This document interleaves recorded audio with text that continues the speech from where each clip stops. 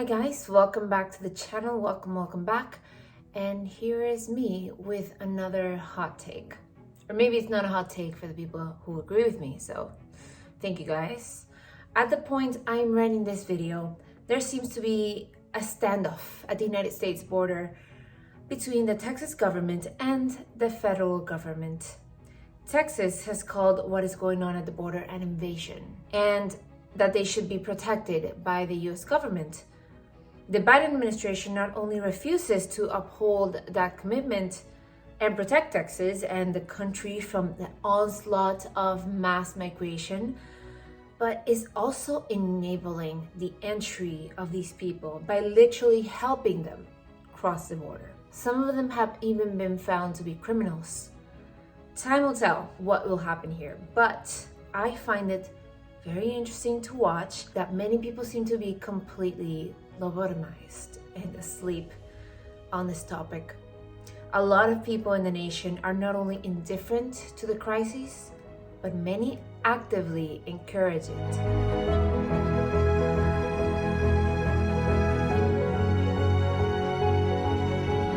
Before I continue though, I want to share my own biases and my background. I was born in the capital city of Venezuela, Caracas. I lived in Switzerland as a teenager. I've lived in Rome as well.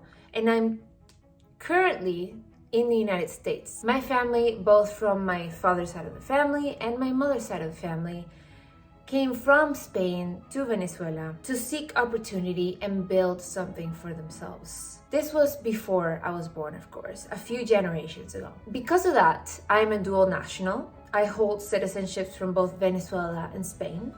And to be frank, though I'm in the United States right now, my plan is to move to Spain eventually, when life allows it. Since whenever I'm there, I feel at home and I have family there. Now, with all of that, you might come to understand and or mistakenly believe that I am pro-immigration. And while it is true that immigration, people moving from place to place, is natural of all of human history and will continue to be so, I would not say that I'm pro-immigration. I'm more neutral to immigration. It happens, okay? My family has done it. A bunch of your family that are watching has done it. But I'm not neutral to this kind of mass migration or manufactured immigration like we're seeing, or an invasion like Texas calls it. What is going on at the Texas border right now can be qualified at any of those types of migration that I just mentioned. Manufactured, unnatural, invasion, whatnot. Now, you might be wondering, why then should we love it? Why did I title my video to love unrestricted mass immigration? First of all, I'll give you a few reasons. First, economics.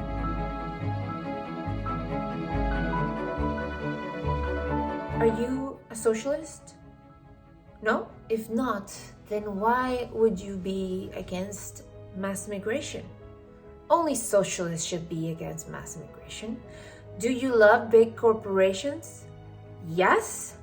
Perfect. You see, if you own a big corporation or a big company, like Target, for example, you're probably not watching the video, let's be honest. But let's imagine. Let's imagine that you either love one of those corporations or you own one. Do you realize how beneficial it is for large corporations to benefit from mass migration? Two words: cheap labor. An endless supply of it. Do you realize how many costs a big corporation cuts by utilizing poor illegal migrants? A bunch of big companies do it. They are not legally required to verify the fake documents their employees give them, so it is really easy to pay them less than the minimum wage. And, get this, to use them for overtime without having to pay them for it. This is already a practice, but imagine how far you could get and how cheap goods and services we could get if we use more illegal immigration. Just saying. Also, if you want wages to be undercut for the blue-collar workers, essentially their wages go down. Some people like that. So if you want that, look no further than undocumented workers. This is a quote from a United States General Accounting Office paper titled, that was a mouthful, titled Illegal Aliens, Influence of Illegal Workers on Wages and Working Conditions of Legal Workers. So, quote goes, with regard to the first question, our answer is a qualified yes. Our major finding, based primarily on results from 9 case studies, is that illegal aliens do, in some cases, exert downward pressure on wages and working conditions within low-wage, low-skilled jobs in certain labor markets. Cool. Milton Friedman said, quote, you cannot simultaneously have a free immigration and welfare state. Obviously, if you're against the welfare state, advocating for free and unrestricted immigration is the way to go. So, but if you're a lover of the welfare state, if you're European, if you love the European system, this might not be the best idea, just saying. But if you are someone that loves the idea of an unrestricted global marketplace, of course you should be pro-mass immigration. And so instead of separate cultures like we have now, with different value systems, we can just become one gigantic global marketplace where everything, including culture, is commodified. So, if you like that, let's continue. The next reason to be pro-mass migration is history.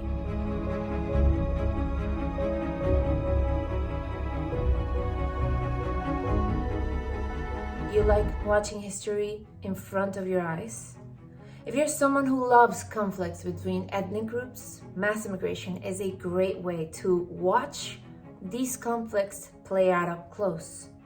You will be a witness to history and historical patterns playing out in front of you. Through history, different ethnic groups have gotten into bloody conflicts, advocating for the interests of their group, of their people. Even among ethnic groups that are relatively similar, this has come to be the case. I mean, look at the Yugoslav wars in the 90s. Now, let's say you take a different perspective. It's not that you love watching conflicts develop or you're just a lover of that kind of history.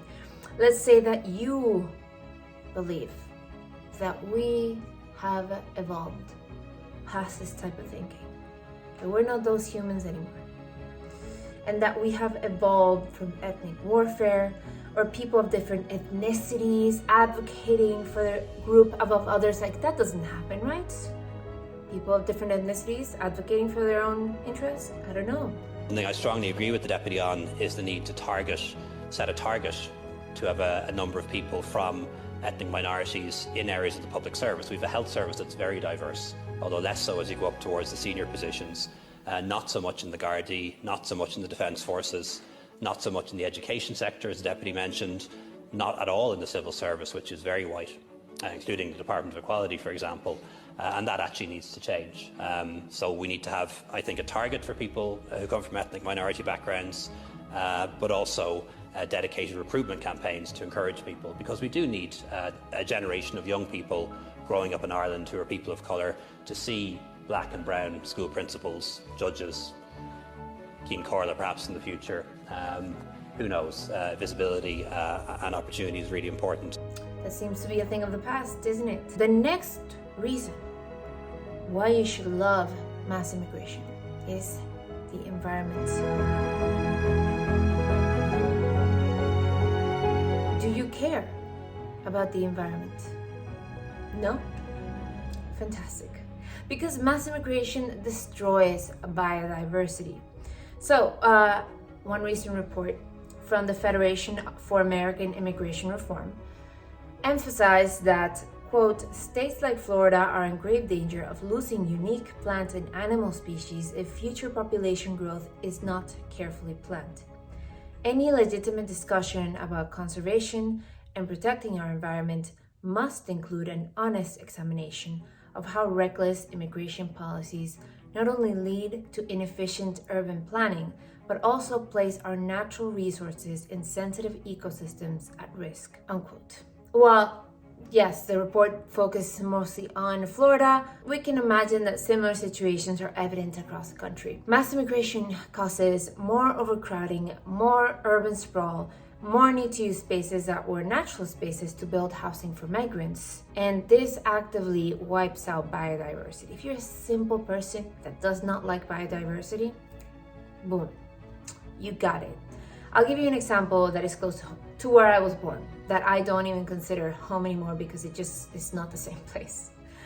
This is Caracas. These houses you see were built by migrants, economic migrants, a lot of them from Colombia. In the 60s, Venezuela had millions of immigrants from neighboring nations, mostly Colombia, because Venezuela was doing quite well economically. It was called the jewel of South America for a reason. At first, Venezuela was having a lot of immigration from Europe before that point, but they were strict about immigration. And then at some point after its peak, after it was doing so well economically, the altruistic spirit won out. They thought, we're doing so well, we need to help our neighbors. So they opened the dam to the economic and poor migrants. They were way less picky about immigration. And the poor migrants poured in, and the economic migrants poured in from the surrounding nations. And they were looking for a Venezuelan passport. I know, sounds crazy to believe at this point, looking back, but it is true. It's true. These homes that you see here, for the most part, were built by economic migrants who came to the city to seek work. Before the 1950s, these were green valleys. And now it is filled with ugly, small, dangerous DIY homes. And this is one of the most dangerous parts of the city too. Not to mention this rapid demographic shift in some ways led to the country Venezuela has become today. So if you like that, then here you have another reason. So let's move on to the next argument in favor of mass immigration.